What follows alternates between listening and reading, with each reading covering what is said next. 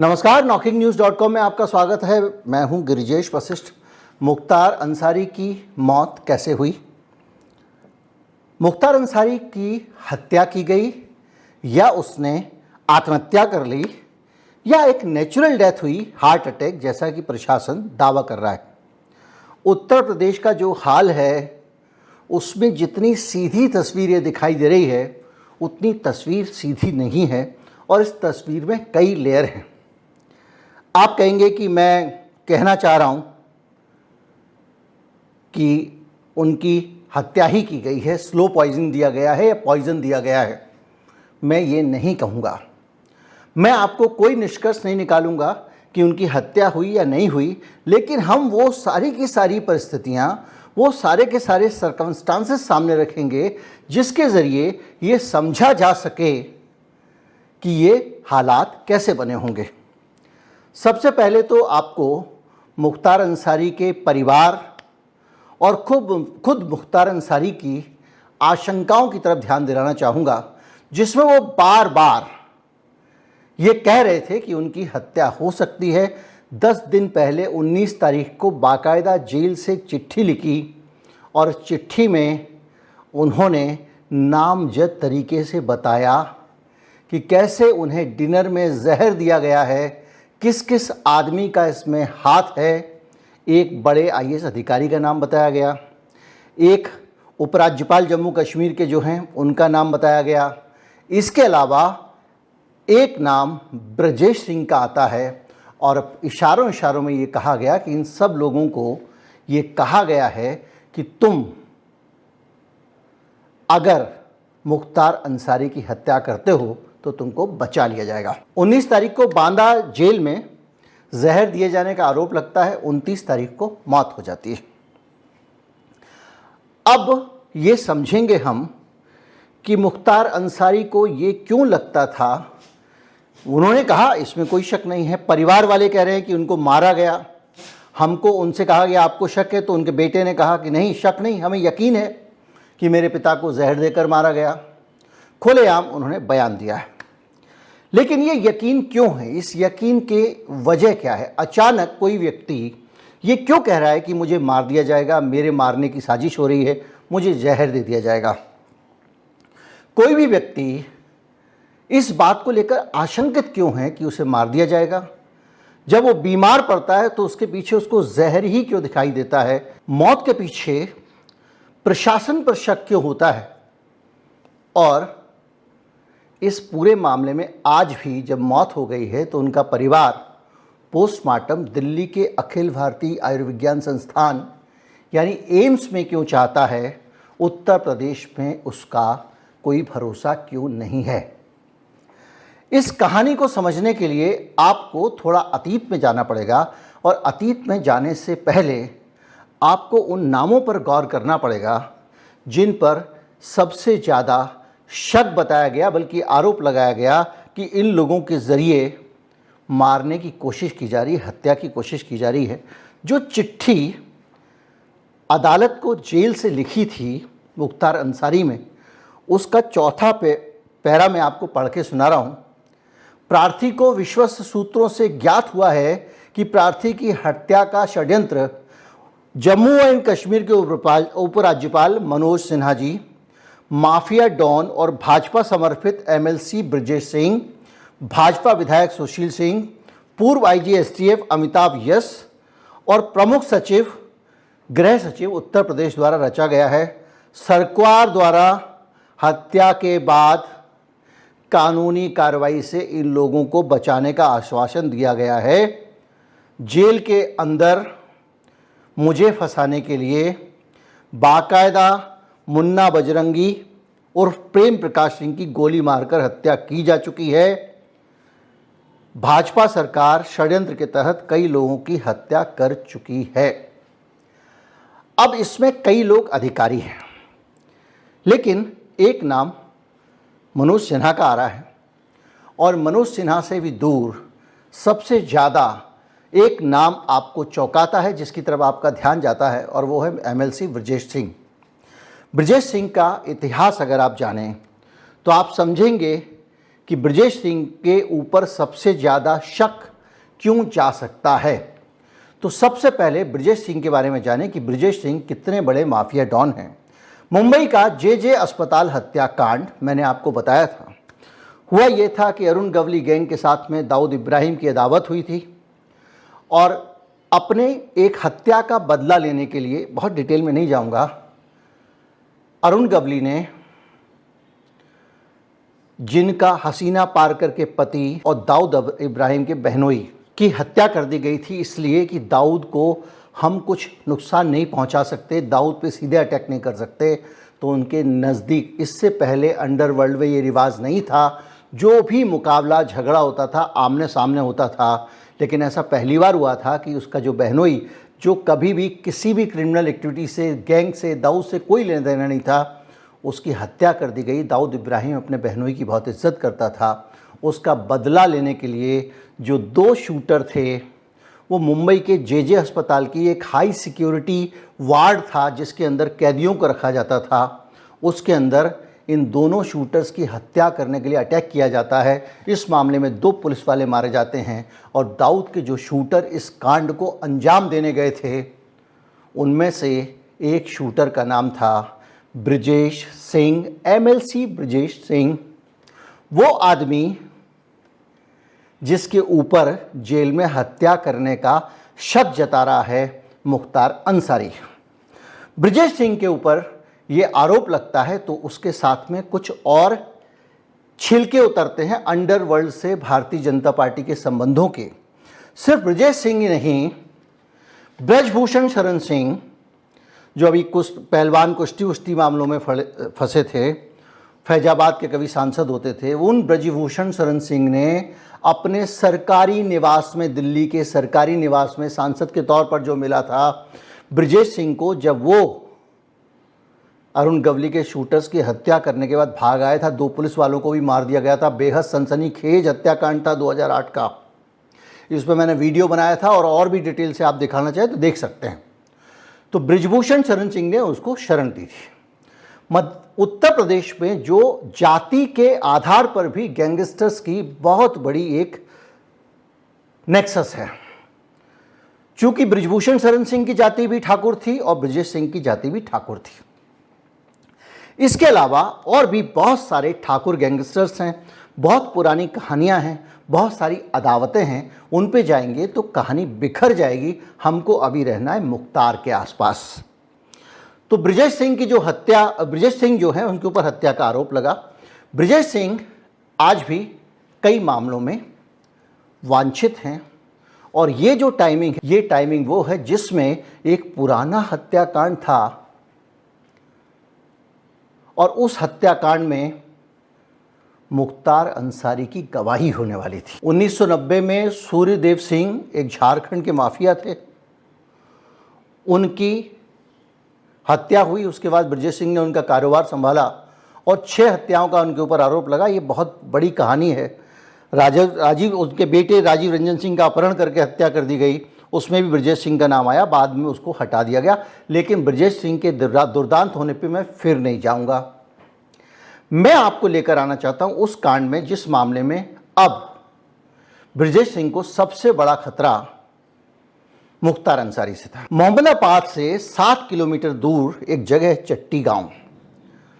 कुछ लोग ट्रक पर सवार हुए, वहां से मुख्तार अंसारी का काफिला निकलने वाला था और ये जो काफिला था इसके ऊपर अत्याधुनिक हथियारों से लैस ये जो काफिला था, इसके ऊपर ब्रजेश सिंह और उसके लोगों ने ताबड़तोड़ गोलीबारी की।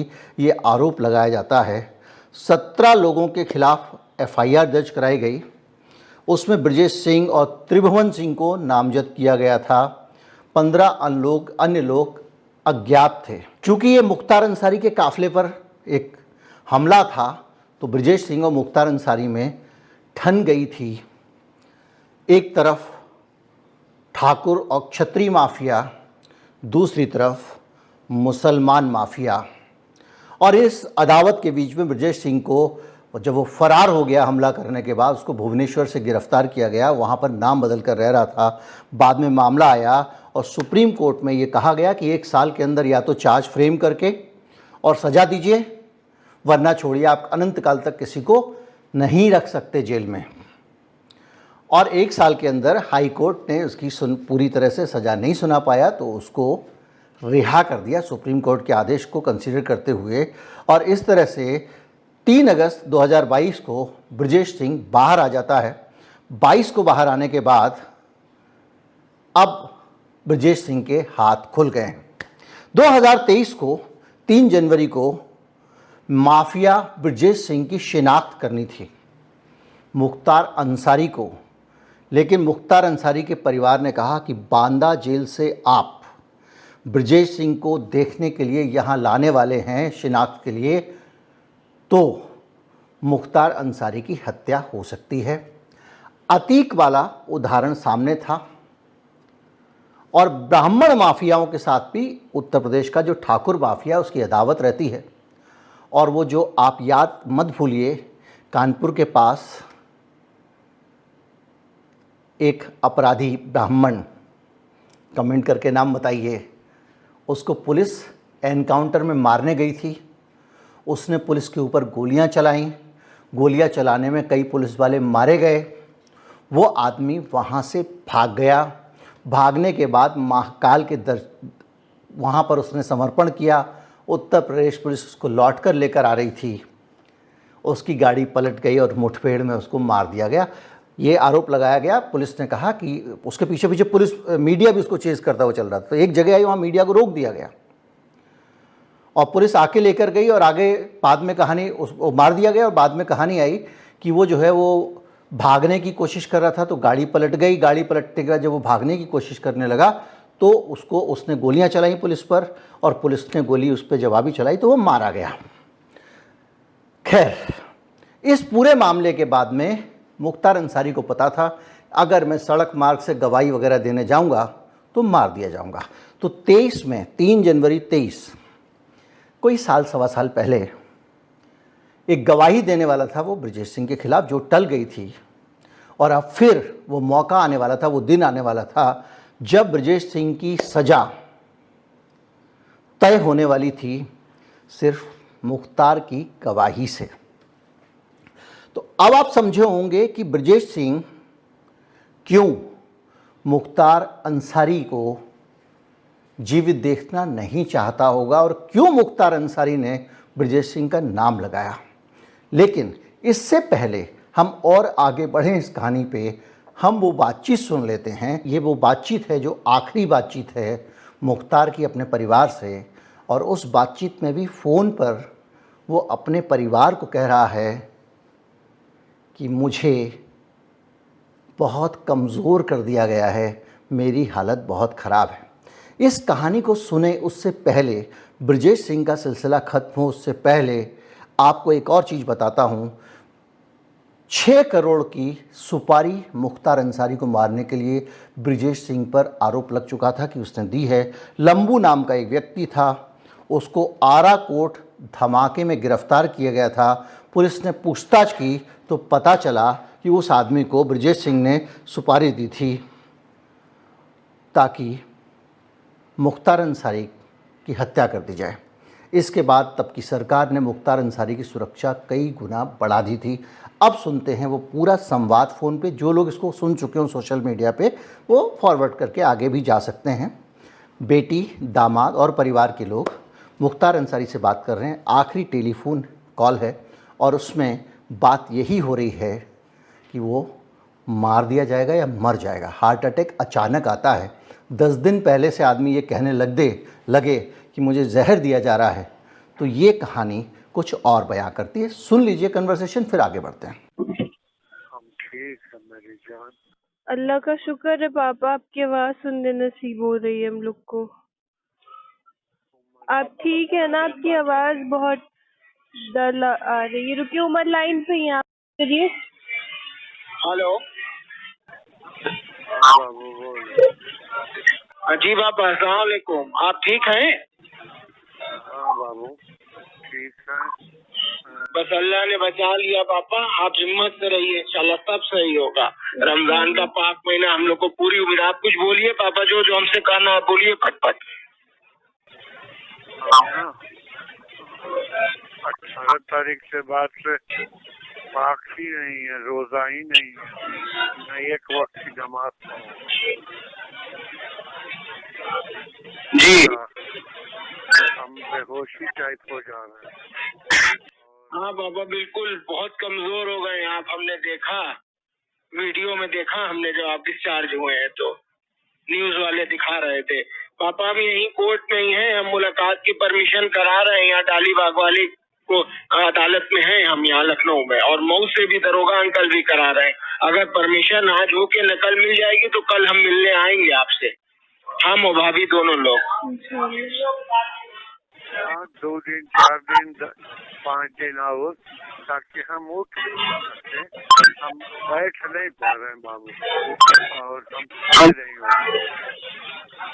हम समझ रहे हैं पापा, बिल्कुल समझ रहे हैं, बिल्कुल। वो तो दिख ही रहा है कि बिल्कुल वो जहर का सब असर है पापा, लेकिन अल्लाह बहुत बड़ा है। हम लोग पढ़ के दम कर रहे हैं आप पे, आप बहुत जल्द सही हो जाएंगे इंशाल्लाह। किसी भी तरह हिम्मत करके पापा फोन कर लिया करिए रोज। आपकी आवाज सुन के जान में जान आ गई हम लोग के। हाँ बाबू, हम अल्लाह अगर जिंदा कभी रखे होगा तो रूह रहेगी, और तो बॉडी तो चली जाएगी। बिल्कुल रहेगी पापा इंशाअल्लाह, बिल्कुल। अभी अल्लाह ताला हम लोग को हज कराएंगे एक साथ, हज उम्रा सब कराएंगे। आप बिल्कुल हिम्मत से रहिए, आपसे ज्यादा हिम्मत किसके पास है, अशरफुल मखलूकात हैं पापा। और आप, हमें पता है कि आप बहुत हिम्मत से हैं, कोई और रहता तो अब तक मर गया होता पापा। आप बहुत हिम्मत से हैं। हाँ चलो, देखो बॉडी कंट्रोल नहीं हो पा रही, मतलब व्हील चेयर पे आए हैं और व्हील चेयर में खड़े नहीं हो सकते। हम अभी, जी पापा, हम अभी आपकी रिपोर्ट तलब कराने के लिए भी एप्लीकेशन डलवाया है यहाँ कोर्ट में। सब जल्दी बेहतर होगा पापा। आप इसी पे कोशिश किया करिए कि आके अपनी सब बात जज साहब से कहिए पापा, हर जगह। नहीं उस लायक नहीं है। आज आए थे ना, तो फिर आए थे तो बेहोश हो गए। हाँ पापा, वॉशरूम हो रहा है कि नहीं हो रहा है, लूज मोशन हो रहा है कि एकदम हो ही नहीं रहा बात को? नहीं 10 दिन से न मोशन हुआ ही नहीं, कुछ हुआ ही नहीं।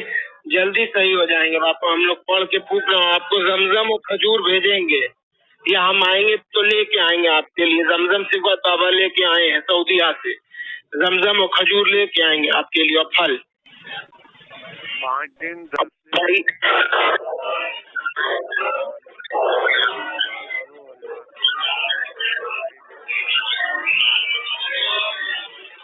जी जरूर पापा, जरूर।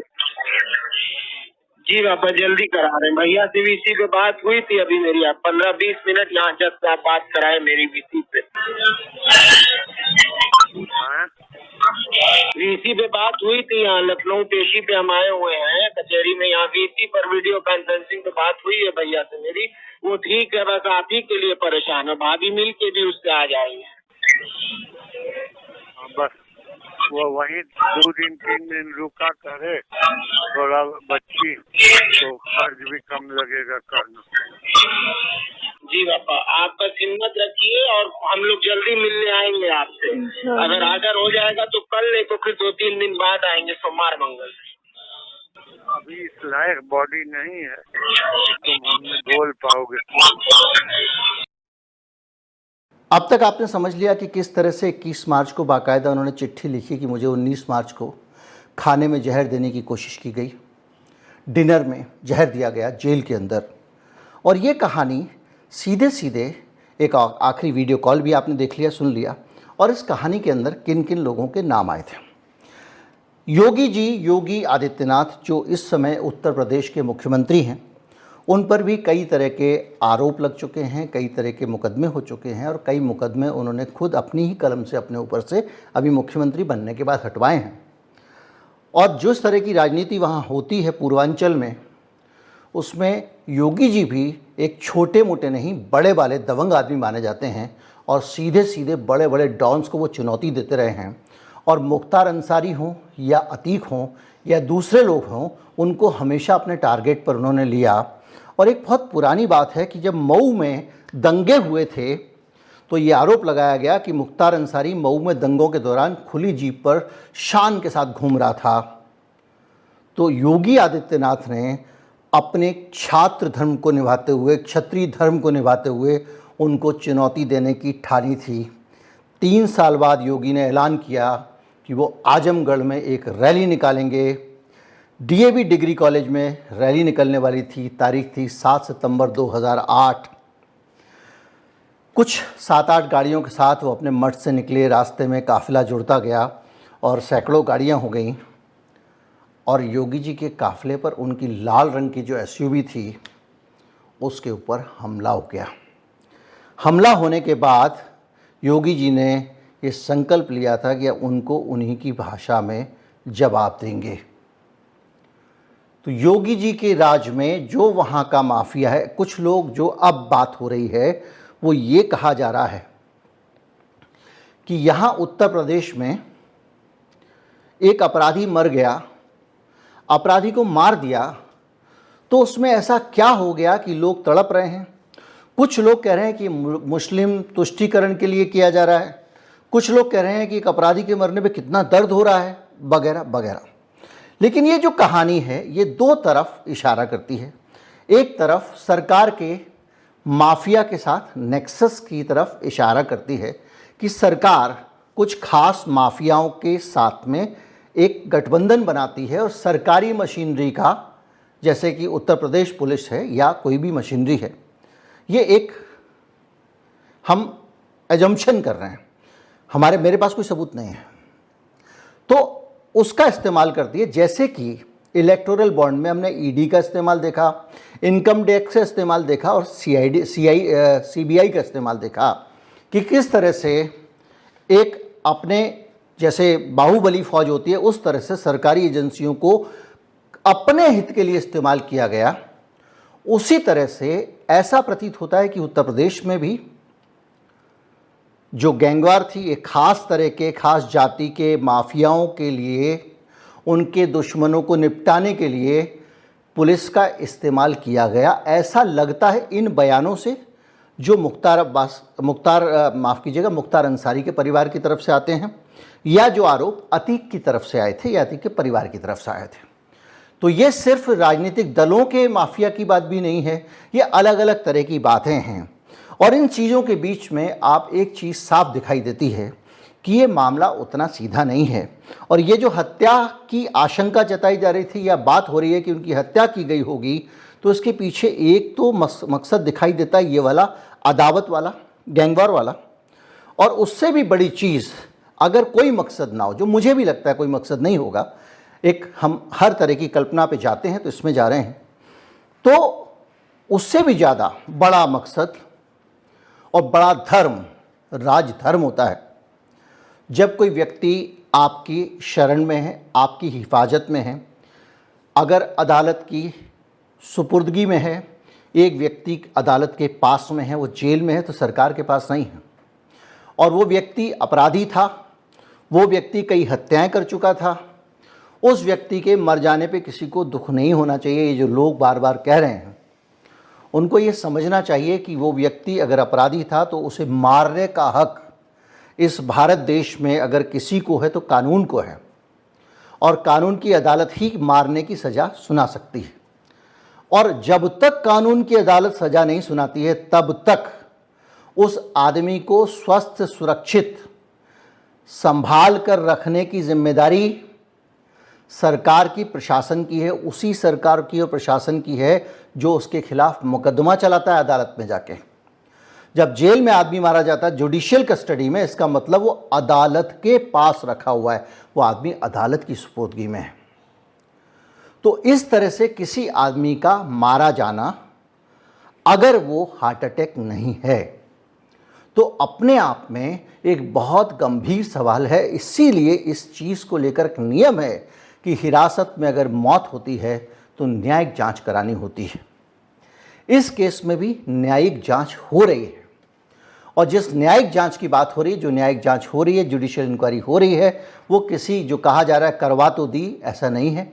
वो एक प्रक्रिया है कि जब भी किसी व्यक्ति की संदेहास्पद मृत्यु हो कस्टडी में, या उस व्यक्ति की मृत्यु पर सवाल हो, जेल में मौत हो, तो उसकी न्यायिक जांच होती है। वो न्यायिक जांच यहाँ हो रही है। तो अब इस पूरी कहानी को सुनकर हम आसानी से अंदाज़ा लगा सकते हैं कि मुख्तार अंसारी की मौत क्यों अहम है, इसमें बातचीत और चर्चा क्यों अहम है। इसको सिर्फ एक बुरे आदमी की मौत मानकर नहीं छोड़ा जा सकता।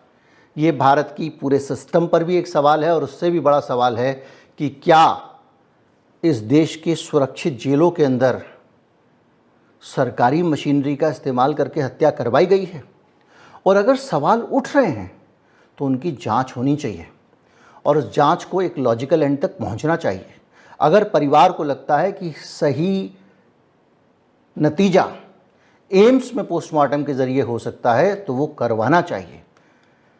कौन दोषी है, कौन निर्दोष है, कौन अपराधी है, कौन सीधा है, इस पे नतीजा निकालने वाले हम नहीं हैं। इस पे जो भी नतीजा निकालना है वो अदालतों को निकालना है। बस इतना है कि इस पूरे मामले में किसी के भी मन में ये ना रह जाए कि न्याय नहीं मिला। जहाँ ये भाव मन में आता है कि न्याय नहीं मिला, वहीं लोकतंत्र खत्म हो जाता है। विषैला पदार्थ दिया गया, नहीं दिया गया, ये बड़ा सवाल है, क्योंकि खाना खाने के बाद पेट में तेज़ दर्द हुआ, ये बात मुख्तार अंसारी अपने परिवार से फ़ोन पर कह रहा है। ऐसी चीज़ें फूड पॉइजनिंग या खाने में कुछ गलत आ जाने के बाद ही होती हैं।